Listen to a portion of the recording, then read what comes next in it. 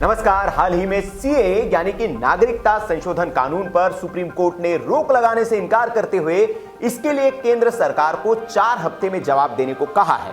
और तो और अभी एनपीआर का विरोध करने वालों को भी सुप्रीम कोर्ट से एक तगड़ा झटका लगा है। सुप्रीम कोर्ट ने राष्ट्रीय जनसंख्या रजिस्टर यानी कि एनपीआर की प्रक्रिया पर रोक लगाने से इनकार कर दिया है। हालांकि कोर्ट ने केंद्र सरकार को नोटिस जरूर जारी किया है और उस पर जवाब मांगा है। एनपीआर पर रोक लगाने के लिए सोमवार को एक जनहित याचिका दायर की गई थी। इस जनहित याचिका में तर्क दिया गया था कि आधार में डेटा की सिक्योरिटी की गारंटी है, लेकिन नागरिकता नियमावली 2003 के तहत इकट्ठा की जा रही जानकारी के दुरुपयोग से किसी की भी सुरक्षा की गारंटी नहीं है, इसलिए इस पर रोक लगाई जानी चाहिए। लेकिन सुप्रीम कोर्ट ने इस पर रोक लगाने से इनकार करते हुए याचिकाकर्ता के इन आरोपों पर केंद्र से स्पष्टीकरण मांगा है। आपको बता दें कि नेशनल पॉपुलेशन रजिस्टर यानी कि एनपीआर की पूरी प्रक्रिया को सुप्रीम कोर्ट में चुनौती दी गई है।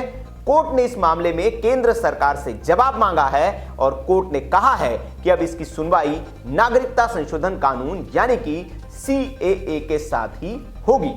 पिछले साल दिसंबर में नरेंद्र मोदी सरकार की कैबिनेट ने एनपीआर को मंजूरी दी है और इसमें घर घर जाकर एक रजिस्टर तैयार किया जाएगा और दर्ज किया जाएगा कि कौन कहां रह रहा है। गृह मंत्रालय की ओर से 31 जुलाई 2019 को जारी की गई अधिसूचना के मुताबिक एनपीआर का काम अप्रैल महीने से शुरू होने वाला है। एनपीआर में असम को छोड़कर देश की बाकी आबादी को शामिल किया गया है।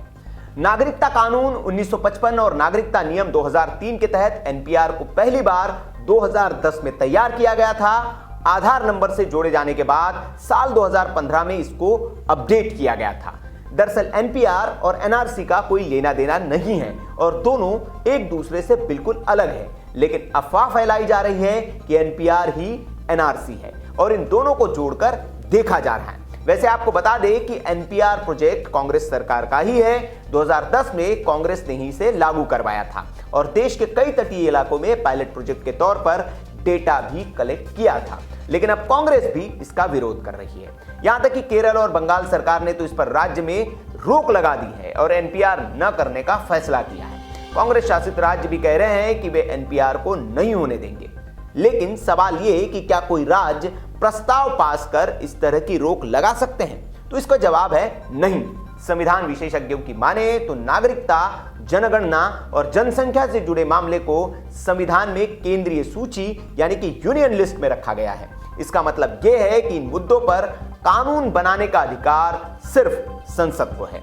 राज्य सरकारों को केंद्रीय सूची में शामिल विषयों पर कानून बनाने का कोई भी अधिकार नहीं है। राज्य विधानसभाओं को सिर्फ राज्य सूची के विषयों पर भी कानून बनाने का अधिकार है। मतलब राज्य चाहे तो भी एनपीआर और सीए को रोक नहीं सकते। और इसकी बानगी कांग्रेस के दिग्गज नेताओं, कानूनी विशेषज्ञों के बयानों से भी मिलती है।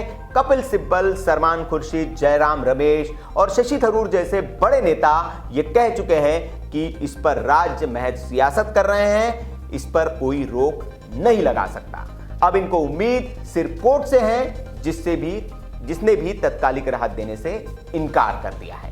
तो ये रही एनपीआर से जुड़ी ताजा जानकारी। ऐसे ही सीए और एनपीआर से जुड़ी खबरें आप तक हम पहुंचाते रहेंगे। अगर आपको ये वीडियो अच्छा लगा हो तो इसे ज्यादा से ज्यादा लोगों तक पहुंचाएं, शेयर करें और ऐसी खबरों के लिए आप देखते रहिए वीके न्यूज।